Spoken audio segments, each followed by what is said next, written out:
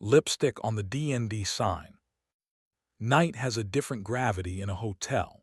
The lobby plants exhale, the marble floor loses its headlines, and the crystal chandelier above the registration desk hums like a polite planet. I like the hour when the cocktail dresses have migrated upstairs, and the ice machine's complaints become the loudest thing on the third floor. That's when the building feels like it belongs to the people who keep it standing. I walk the service corridors in my suit that knows my shoulders, slide a keycard down a reader for the pleasure of a competent green light, feel the warm breath of the laundry through its swinging doors, and listen. I am the night manager of the Halcyon, a five-star that pretends to have no past. They hired me because I know how to be invisible and useful at the same time. My name is Leo. If I'm doing my job right, you'll forget it and still feel safer. I can tell you which rooms have thermostats that lie, which elevator will sneeze before it quits, and which guests fold towels to apologize for the mess they made. I carry a tiny notebook and a pocket full of apologies that sound like solutions. Maya called the Halcyon a nest when she was feeling generous and a trap when she was. She wrote about travel for a magazine that still has the vanity to print itself. She liked the way I smelled of starch and late. In the early days, she'd come to the bar after deadlines and sit with me on the employee staircase between service calls. I learned the heat behind her knee that made her laugh, the angle of her jaw that wanted kisses without asking for them. She loved the invisibility of my job because it let her be seen. We were excellent at beginnings. We forgot to practice middles. It's possible to know someone's life by learning their noises. I knew what Maya's apartment sounded like when she was happy, the clink of a spoon against a bowl, a song that wandered into the bathroom with her, the zipper of the garment bag she kept packed more from temperament than necessity. I also learned the silence of deceit, which is sneaky, a quiet so careful it glows. One morning she came by the Halcyon to borrow my spare key, her hair new in a way that didn't require scissors. She hugged me hello, and I smelled something fruit-lush under her usual sandalwood, a black cherry gloss that didn't belong to her. On our counter at home later, there was a room service receipt tucked into the pages of a book, grilled peaches and a half bottle of champagne charged to a press rate I recognized as one of ours. I filed it in my pocket and told myself I still believed in coincidence. You shouldn't date someone who can see a life through a keyhole. You shouldn't be someone who looks through keyholes just because you can. I stacked towels with the housekeepers to wear out my suspicion, refilled the minibar of a room that had hosted a proposal 10 hours earlier, walked a couple to their door when the man's hand shook too much to aim the card. The Halcyon tells me every secret guests think they're saying quietly. A lipstick print on a DND sign, a cufflink catching the daylight from under a chair, two champagne flutes when the reservation says one. It makes you humble, or it makes you arrogant. I tried for the first and failed toward the second. Tried honesty like a new menu. We're not monks, Maya said in that voice she used when talking herself into a spicier dish. We work nights, we fly, we live in rooms with key cards. Desire roams around like a bored cat. It's not about owning it, it's about not letting it scratch up the furniture. She sat on our rug cross-legged and drew imaginary boxes in the air. No one from your staff or mine, no one in our bed. We say things before, not after. No humiliations. And the us. We protect that. She reached for me then, eyes intact, mouth impatient, and I wanted to believe a treaty could civilize a storm. I wanted to be sophisticated enough to pretend rivers are polite if you give them a map. I said yes. We sealed it with my palms on her ribs, with her breath against my neck, with a decision I hoped my bones could respect in the morning. On Thursdays, the Halcyon hosts a jazz set to loosen the grip of suits that don't know how to be off-duty. That's how Norse slid into my life. Her voice a slow burn, her hair gathered in the back like secrecy, a satin dress that didn't so much cling as remember. She sang, "The nearness of you," like she was measuring a room. After her last set, she wandered to the front desk at the hour when only night and people who owe it something are awake. "I heard you have a good view somewhere," she said, soft, as if the hotel were a person she didn't want to startle. "We have several," I said. "Most of them are for the guests." "And one for the manager," she said. "That's how these stories go." She didn't flirt like someone asking for a discount. She flirted like a person who respects an open door and knocks anyway. I liked her immediately for how she handled her glass, by the stem, attentive. I took her to the roof. The pool is closed at midnight. The city thinks better in blue lights. Nor crossed her arms against the little wind and stood with her shoulder just touching my arm. "If you write about me later, don't say I was gallant. Say I know the temperature people need." She smelled of something smoky with a stubborn citrus under it, like a peel someone had warmed in their hands. "Is it always this quiet?" she asked. "Only when it is," I said, and she smiled like I'd passed a test. We didn't kiss that night. We stood close enough to call it a preface and watched a plane lift itself into a sky where no one is honest and everyone is trying. When she left, she pressed her mouth to my cheek and stayed a beat longer than necessary. The place she'd touched hummed crowds into silence. I leaned on the railing and told the pool it was a better listener than I was. I'd like to say I told Maya about Nor right away. It would be cleaner. I learned long ago that cleanliness is a trick you play with lighting. I waited 2 days. Then I said Nor's name like I was introducing someone to my mother, and I watched Maya's face refuse to betray its learning. She nodded the nod you give a stewardess when the turbulence isn't that bad. "Before," she said, to collect her treaties due. "You did good." "Do you want me to stop?" I asked. She licked her lower lip, an old habit that means she's writing copy in her head. "I want you not to humiliate me," she said, and the word us was too tired to show up. Nor's sets became part of the Halcyon's rhythm. She'd sing like she knew what she didn't want to say, then let the room think that was intimacy. After, she'd lean on my desk and tell me about theaters in cities with good bread and terrible sound systems.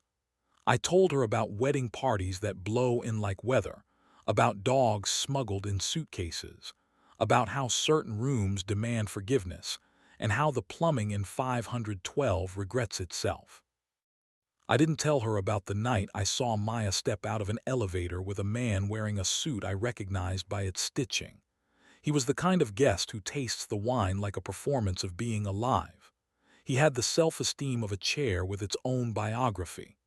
They walked not touching but tuned to each other's frequency, and when Maya met my eyes, she performed surprise like someone good at auditions.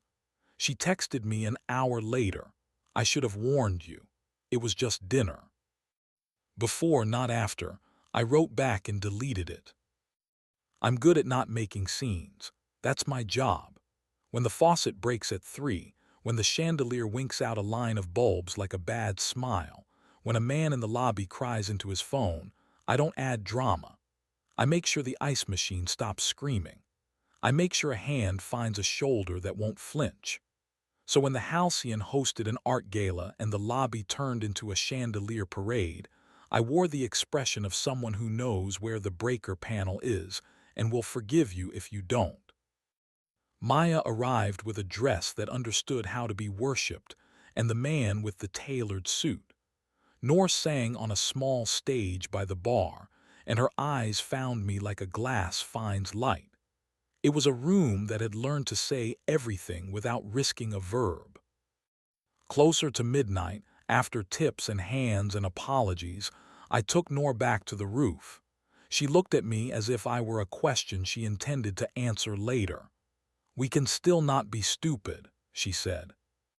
"Define stupid," I said, meaning define faithful, define brave, define enough.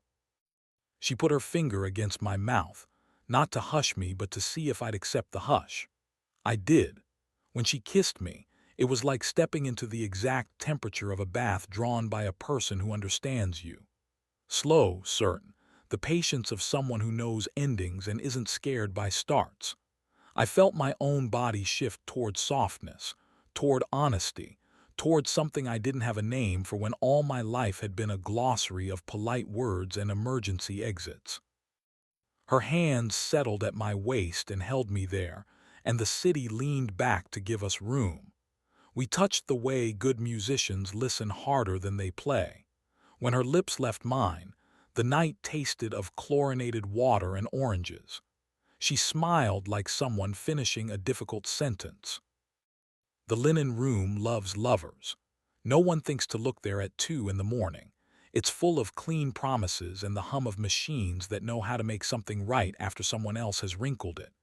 We didn't do anything the fire code wouldn't forgive. We kissed with urgency and then with care. I learned the sound Nor makes when my mouth finds the hollow below her ear. She learned that if she presses her palm at the base of my spine, I forget other people exist. I won't write instructions here.